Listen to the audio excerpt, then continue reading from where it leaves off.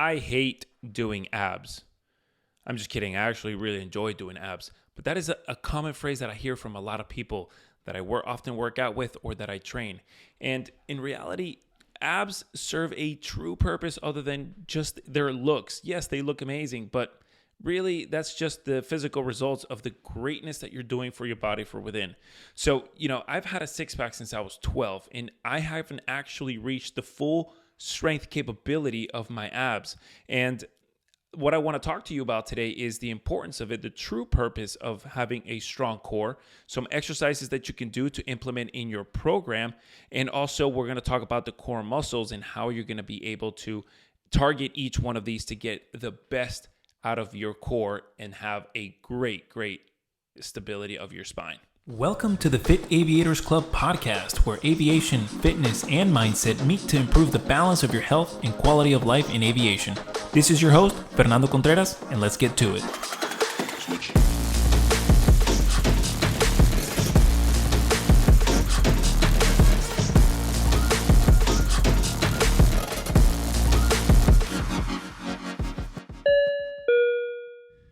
So before we get into all the great stuff about, why it is important to have a strong core, I kind of want to go and give you a little bit of a background in terms of how and why things work in our body, especially with muscles.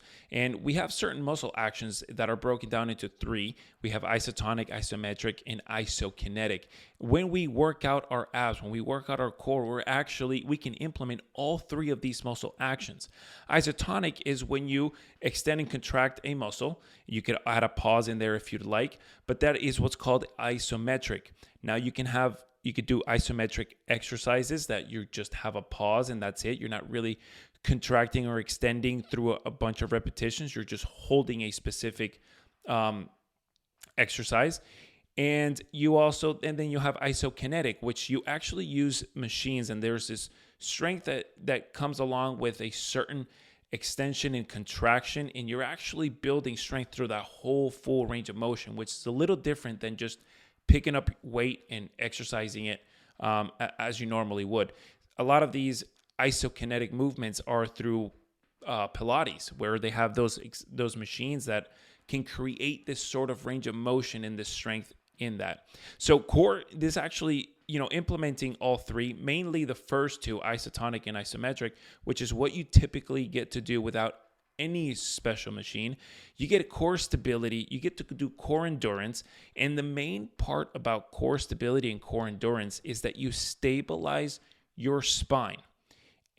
And by stabilizing your spine, you're able to create efficient movement on your extremities. So your legs, arms, everything that you're going to use on a daily basis, especially if you go specifically for sports, then you probably want to be able to have a strong core mainly because of this. Your core endurance is how long can you have that control? How long can you maintain that control, that stability of your spine?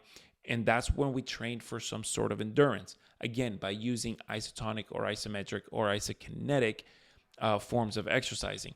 Obviously, then you have your core strength and your core power. Core strength is your ability to not only be stable, but to also be able to move your core in all different directions and be strong in all different directions. We have three different directions in which we move in, which is our sagittal plane, the first one, where we move forward and back. We have our lateral, where we go side to side, and then we have our rotational. If our core is weak in one of those areas, it's gonna have to work a little bit harder in order for it to move efficiently in that movement that you're going to do. So if you always work out your abs, right, you're always doing crunches, forward and back, and that's what you're doing. You're working mostly on the sagittal plane. When you go do a movement that's rotational, you may not have that proper strength, that proper stability, that proper endurance in that movement. So your likelihood to potentially get an injury is a lot higher than if you were to work out in all different planes, your core, so that you can be able to move, have that strength in all directions. And then finally, your power. Core power is just mainly being able to execute a lot of force an explosive motion with your core abdomen. This is mostly for athletic training. But even though my lifestyle is a little bit not as athletically as I used to be, what I mean by that is that, I ate, slept, breathed baseball when I was trying to make it pro, but now I can't really do all that because I'm flying half of the time. And now flying half of the time, I don't really get to do anything, but I still like to incorporate some of that power core exercises because it is a different engagement of your big muscles of your core.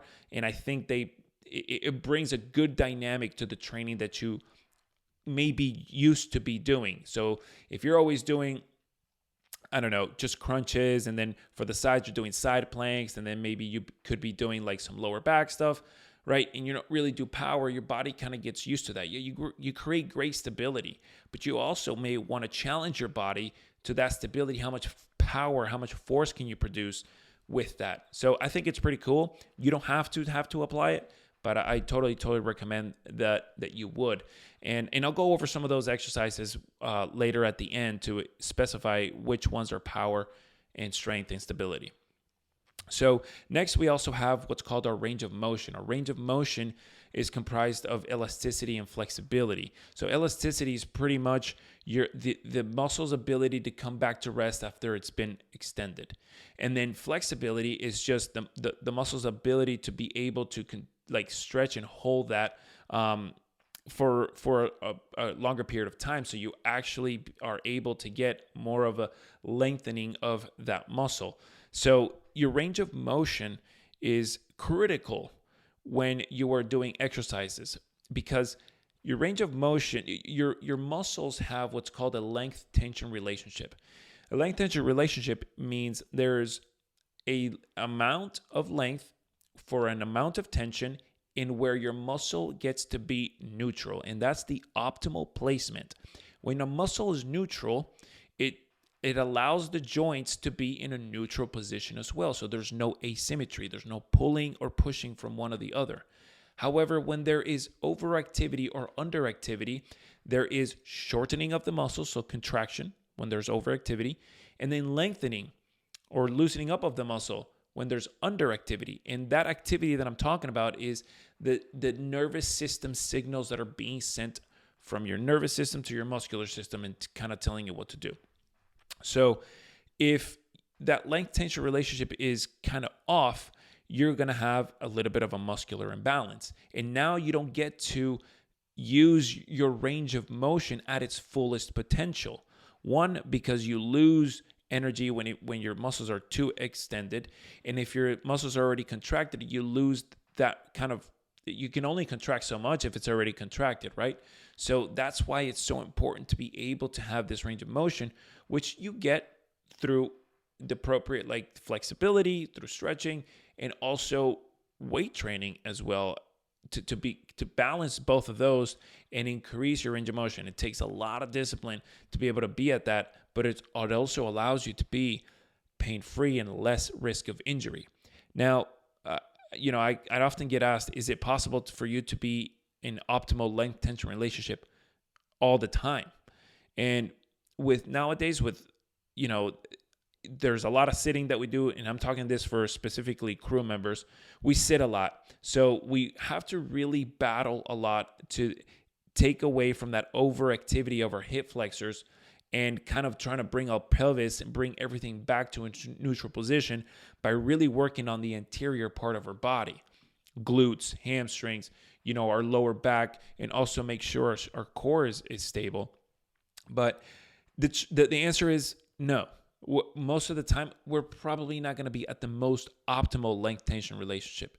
So what we try to do is try to be as close as we can. So we minimize the risk of injury. We minimize the risk of these little pains that we have, that can make a time a little bit more not as enjoyable, right? Sitting down for a long period of time is already kind of like, I don't know. I'd rather not be. I'd rather be moving, walking, doing something.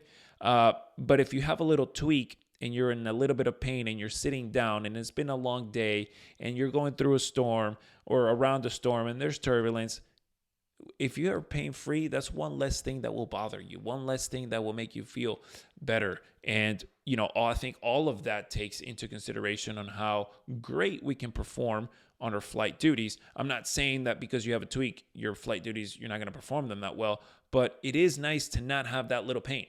That's all I'm trying to say. So along with this range of motion and this length tension relationship, we have to understand that these muscles move these joints, and whether their tension is at a certain, placement, we're going to have some sort of asymmetry, and we're trying to be symmetrical all the time. So there's muscle movers, and these muscle movers are basically muscles on each side of the joint, and then muscles that help support it, and muscles that create stability. So we have big muscles that when they are activated, their job is to contract. The opposite muscle on the other side of the joint is it's called reciprocal inhibition. So the one side contracts and the other side lengthens, right? So that this joint is able to move. It's almost kind of like an airplane on how you move a control surface, right? So along with these two muscles, you have stabilization muscles that allow these muscles to not move so much out of their place while you're doing a movement. And then you have these synergist muscles that help these other big muscles in that force production, right? So all those muscles are everywhere in our body, but we're obviously talking specifically about the core today. And these muscles are all around, in the front, on the sides, on the back, even in the hips, okay, even in your diaphragm. So those muscles all play a part in the stability of our spine. The actual stability between our upper body and our lower body is the true purpose of why your core is there. That is a true purpose of why having a strong core is beneficial. Yes, if you do these exercises, you will sometimes you'll get a good looking stomach, but that's not the reason why. I know plenty of people that their six pack doesn't show, but their core is extremely strong and they can do incredible things. So not looking at abs as a physical thing, more of like, what's it doing internally for my body? Is it protecting me? Is it allowing me to move efficiently and move freely? Can I get the best out of my legs and hands because my core is stable and protected and protecting my spine? These are the reasons why it's so important. And when I tell people that, their whole mindset changes on they no longer hate doing abs. Okay, there's a point in your exercise, in your workout, where it's probably better to do abs because most of the time people like to leave it at the end, right? There's nothing wrong with that. A lot of people like to have their finisher as a ab routine, which is fine. But if you know that you don't do it because you do it at the end and you don't really want to push through a whole ab routine as a finisher of your workout, then you should probably not leave it for the end because you're always going to end up hating it at that time. So if you shift or you move that routine into a different part of your workout, it could be during the middle, it could be as a superset of something, it could be in the beginning, you may have a different mindset. You may have a different perspective on, hey, I no longer hate doing this, and it's actually beneficial for me more than just sitting here and doing crunches, because a lot of the times people just sit there and do crunches and they think they're going to get a six-pack out of crunches, and it doesn't really work that way. I mean, you really, really could get that, but you have to dedicate a lot of time for that. And so if you end up hating that process, you're going to end up not doing it, right? So we want to mainly focus on that there is different parts of your core, different areas that we want to target, different planes of motion that we want to target, and that's going to create benefits for us that go beyond just having a six-pack, right? So when you do a certain exercise, there's force and the magnitude and the duration in the direction in which you take that movement. And that goes along with force coupling, which is when multiple muscles work together to be able to produce efficiency in movement. So what I mean by that is when you do a squat, I'm going to give you an example. When you do a squat, primarily this is a full body, almost a full body movement that requires strength, that is going to develop strength in pretty much all of it.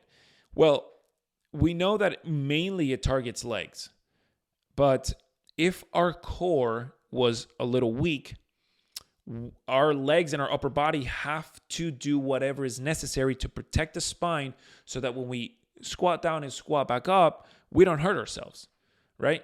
And sometimes we see, or at least I see people squatting wrong. Like a lot of the time, it's very rare that I see somebody squatting properly. And sometimes it might be due to having too much weight on the bar, when you're squatting, but the majority of the time why people's squat is sometimes wrong, aside from muscular imbalances and, different things that might affect, is the fact that their core is not engaged, or that their core is not strong enough to be able to stabilize their spine. So their body needs to find somewhere else to be able to compensate for that and get the weight up, right? Which is not my style of, if you're going to push through, I'd rather push through a perfect move or a close to perfect movement rather than so much weight. Again, that's just me. But if I'm training somebody towards that they want to get to a higher weight, I won't let them go higher until they get that great form established. And a lot of the times it is that core. It is that core activation that gets left behind.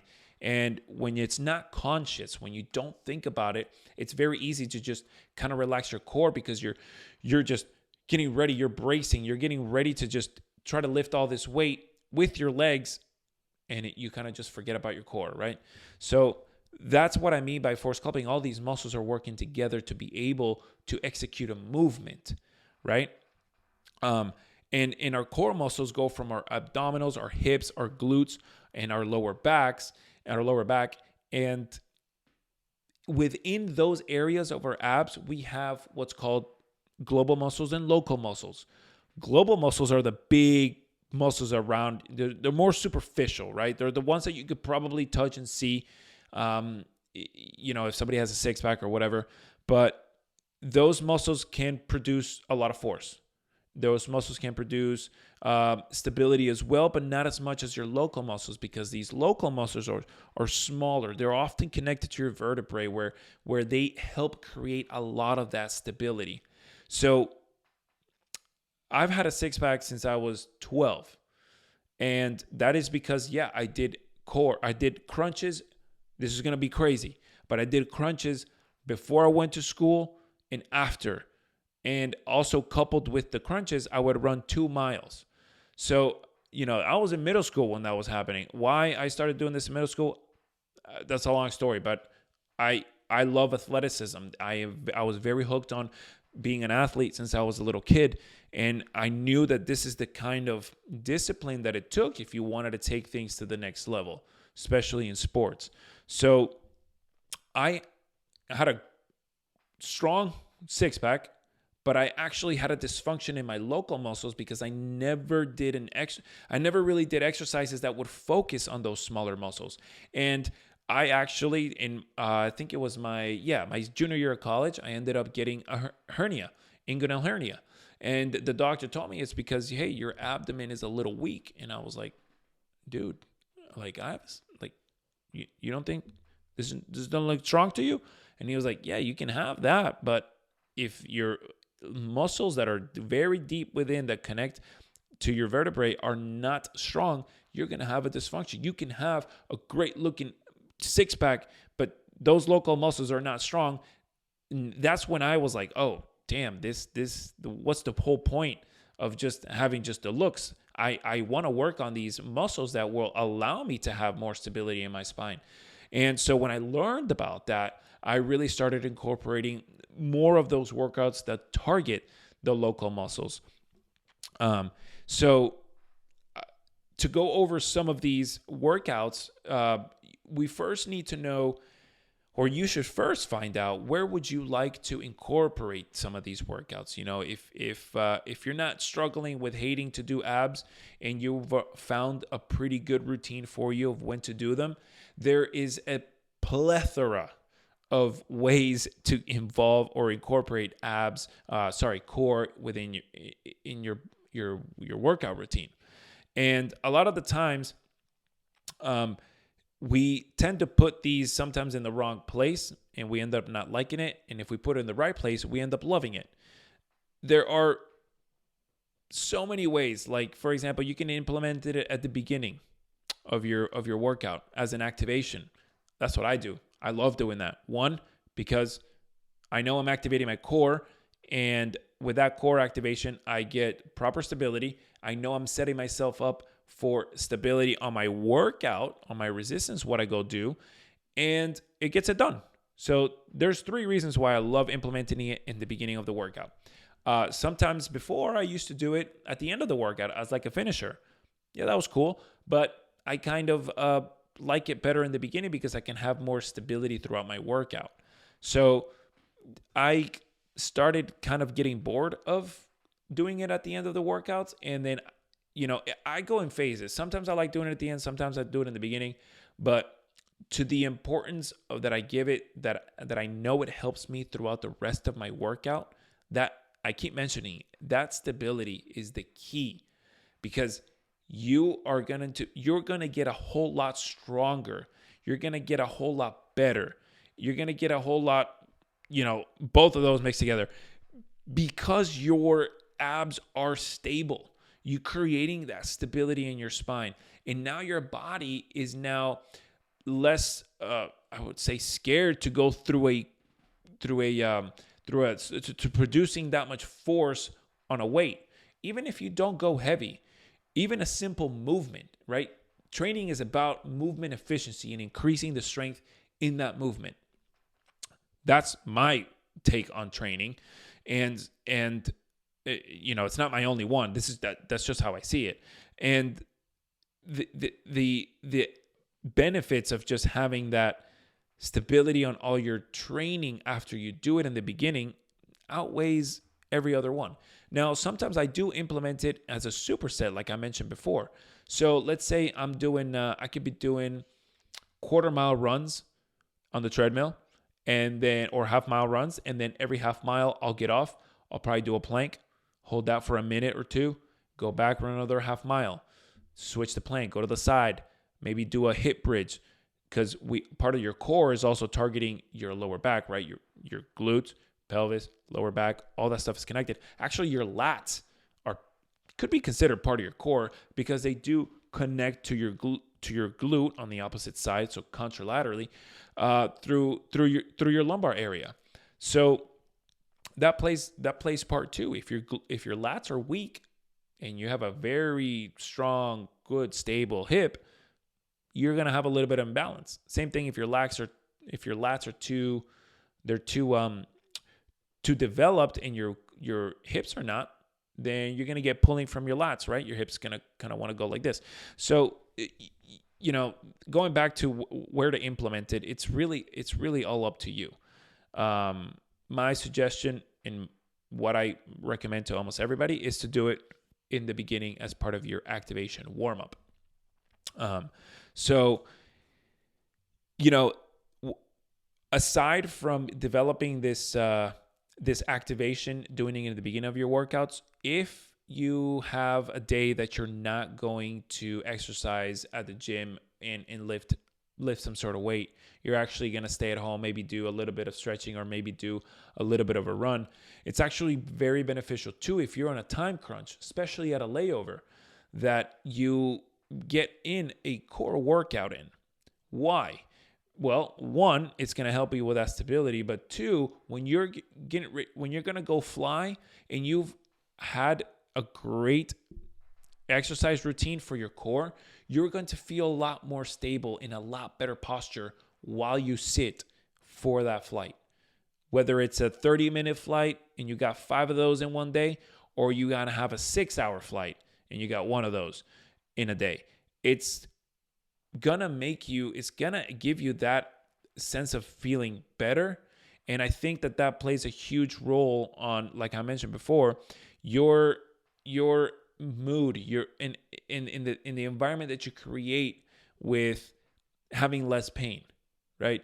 So that is actually a great workout, and I often use it as being able to do something while I'm at the layover, not exhaust too much energy, and kind of just stabilize and develop muscles that will give me good posture while I sit, because that's primarily what we do in our profession. Aside from all the other things that we have to do, we're doing it while we sit, right? So it's very important. And as I mentioned before, we want to exercise these core muscles in the different directions. We have sagittal, lateral, and rotational.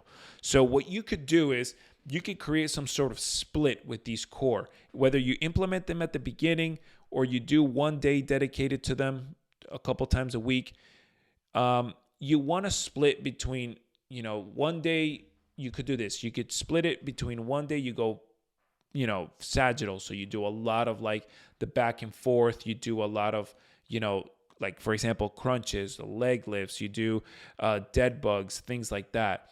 And then you also do maybe Supermans, glute hip bridges, other things that just involve the front part and the back part of your core. Right. The next time, or the next day that you're going to work out or implement abs, is you do laterals. So maybe you'll do like a Pallof press, or maybe you'll do some side planks. Maybe you'll do some side crunches as well to be able to develop some of that lateral, some of those obliques that will create either to produce force or to be able to stabilize, right? And then finally, you have your rotation. The third time you're going to do it, you do some sort of rotation, some cable chops. You could do some med ball, rotational movements. And those will actually be able to help you more specifically as you get out of the flight deck. This is mostly for pilots. For flight attendants, it's great either way. But for flight attendants, their jump seat, you can get up and stand up straight to be able to exit the area that you're in. For pilots, we often have to, stand up from where we're sitting on our chair, and then we actually have to rotate our body to get out, and sort of like a semi squat, because we can't fully stand up, especially if you're on the 7.3. So we kind of have to have this movement. And if the more we practice this movement, the less chance, sometimes people pull their bags and, now your core is moving one way while your bag with the weight is on the other side, and you can pull something or you tweak something. And next thing you know, you're walking all messed up and it kind of sucks. No, it really sucks.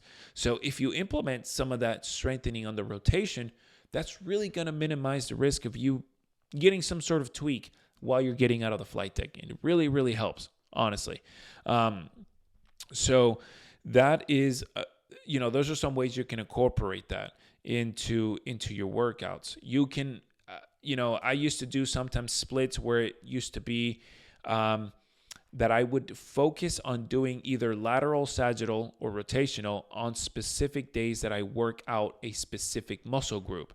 So, for example, what I mean by that is, well, if my lateral, plane, so my obliques, all these core muscles, local and global, that are on the sides, they can help me stabilize while I squat or while I do a deadlift. So I figured, well, if I want my trunk to not move side to side, I'd rather work on that stability of my laterals. And as I squat down, I can stay in that plane. I know that if I engage my core and I sit back properly, my sagittal will be good, but I don't want any of this shifting from side to side of my spine as I'm lowering in a squat with weight and coming back up. And the same thing with a deadlift. I work on my obliques before I go do some squats and some legs. And I find that actually works out really nicely. That's probably the only one that I mainly focus that I will pair up together. And I also kind of don't like doing front abs when I do legs because it's before I didn't used to do these crunches and these things correctly because I was using a little bit of my hip flexors.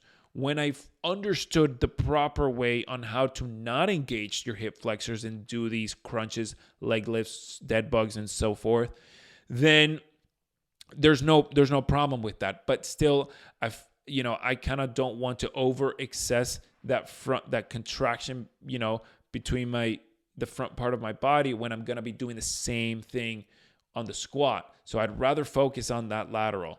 And there's something that I want to touch up on that is the proper way to not activate your hip flexors during these exercises that you do front and back.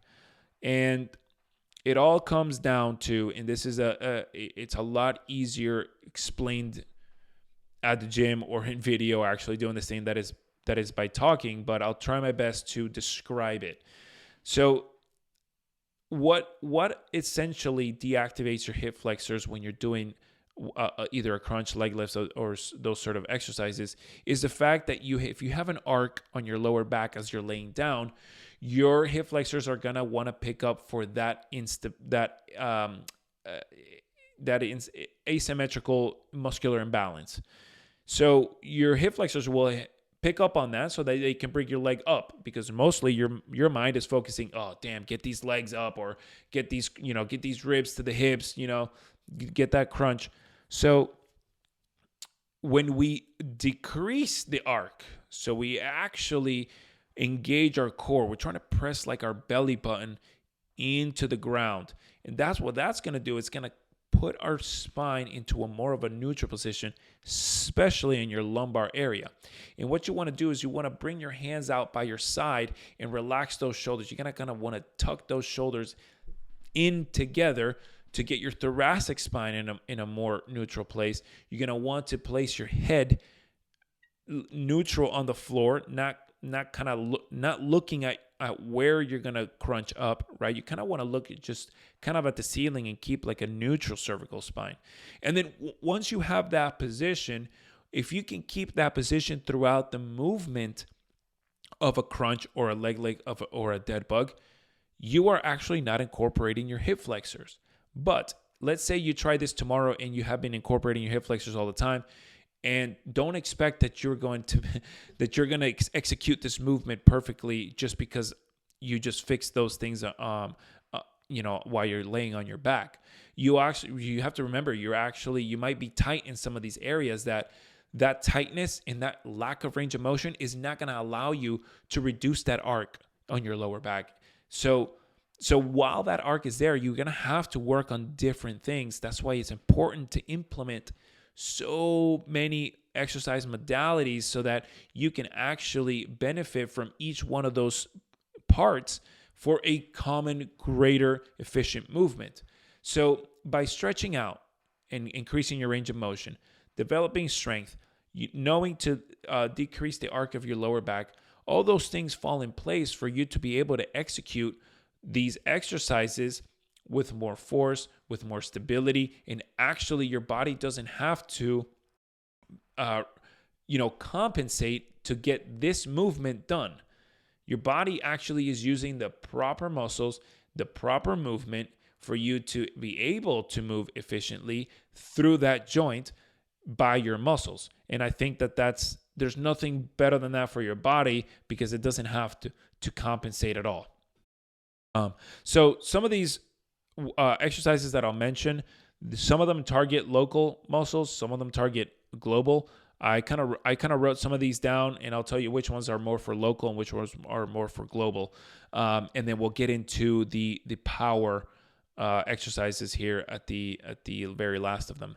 But if you don't know the names of these and you haven't seen them before, you can look them up on YouTube. I actually have some of these demonstrated as well throughout my page on Instagram, and I'll be uploading some up to YouTube as well. So everything on Instagram is Fit Aviators Club, YouTube is Fit Aviators Club, and then just kind of type in the name of the exercise, and I may have it, I may not, but if you don't, look it up somewhere else on YouTube, and you'll be able to see how this exercises done. Now, sometimes the person that you might see on YouTube may not be demonstrating it correctly, but at least you see what the movement looks like. And by what you heard today about, lowering that arc, kind of like decreasing that arc on your lower back, more neutral thoracic, more neutral cervical spine. If you can see that movement and remember that, you can kind of implement that kind of on your own, and it'll be, it's a lot easier said than done because it does take a lot of practice. It did take me a lot of practice, and now it's subconscious. Every time that I'm going to do a core exercise, I know that that's how I'm going to have my spine in its neutral position.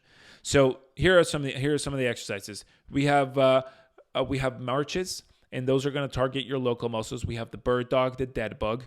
Those are going to target your local muscles as well. And we also I have it as part of like a kneeling hip series where I do a couple different movements with my legs to kind of strengthen and open the range of motion in my hips. But more specifically, it's the fire hydrants. I like those specifically because they actually target a little bit of the glute medius, which is a glute muscle that is often overlooked and is very easy to not exercise. And if that glute medius gets weak, it can actually cause a lot of imbalances in our hips to give us a little bit of lower back pain. So I think those fire hydrants are really, really good, especially if you incorporate them as an activation at the beginning of your exercises.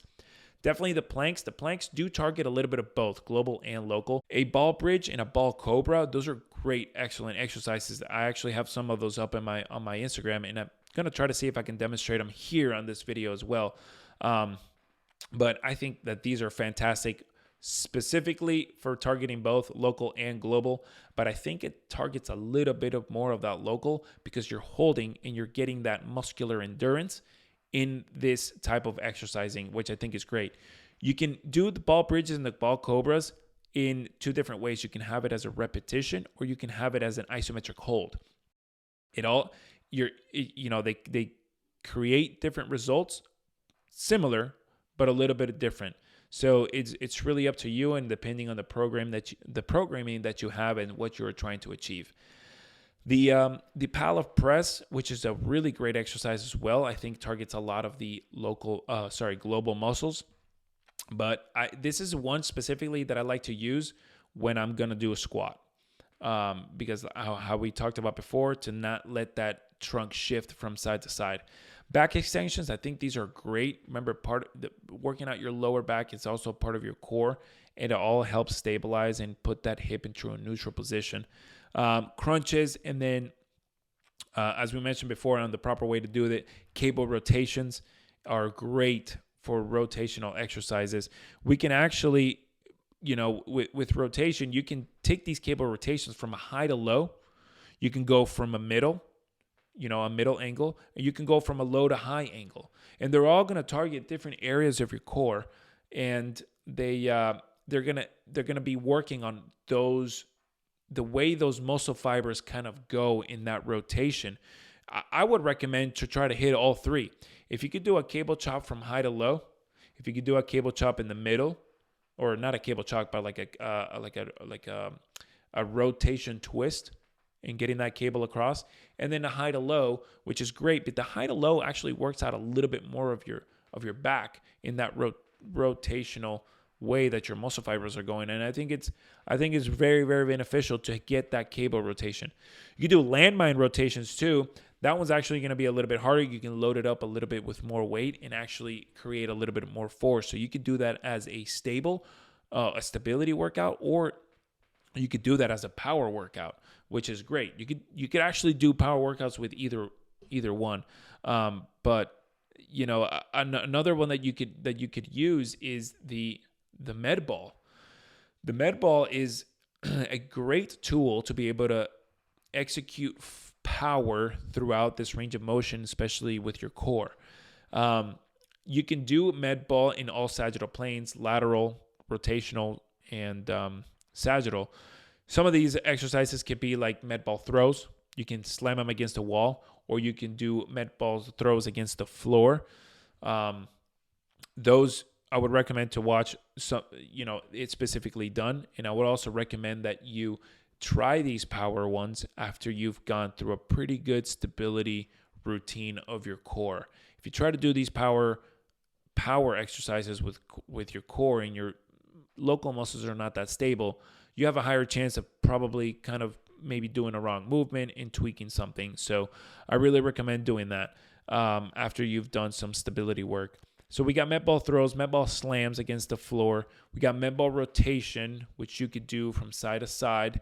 You got med ball oblique throws, and then that's pretty much kind of what I wrote down. But there's a whole lot more med ball exercises that you could do as well. Just make sure that when you do them, you're activating your core. And what I mean by that is that you're kind of like you're kind of squeezing your glutes a little bit, bringing your hips in, tucking in that navel, tucking in a little bit of that belly button to the spine, and then from there execute the movement. Right now, your core is engaged to be able to have movement efficiency as you're throwing this ball, as you're, slamming this against the wall. If you're slamming it against the floor, throwing it at your side, trying to throw it for a distance as well. It gets fun. Honestly, it gets really, really fun because when you get tired of doing dead bugs all the time and like crunches and whatever, you'll probably be like, oh, damn, well, like I hate doing this because it's the same thing. Well, try something with power. Try something with power, and you're going to see like how that's going to challenge you and it's going to get you wanting for more. But then, you're going to have to come back to those stability ones from time to time. Make sure that you get, because a lot of that power doesn't really target that much of those local muscles. So you kind of want to always go through phases in your workout programs where you target power, strength, stability, and you go back and forth. So that's pretty much what I highly recommend of the core, the principles of core strengthening, why it's important to work out on your core. And I really hope that you got a better understanding of the importance of your core and how you can implement it in your core, in your exercise routines. So, some of these exercises, they may not be your favorite. They may not be the ones, but out of that list, there's a lot more. And you can come up with ones that you may end up really, truly liking. Just make sure you're going through those phases where you target local, global, in all different planes of your body in different directions. And you're going to notice a huge difference in the way you just even walk.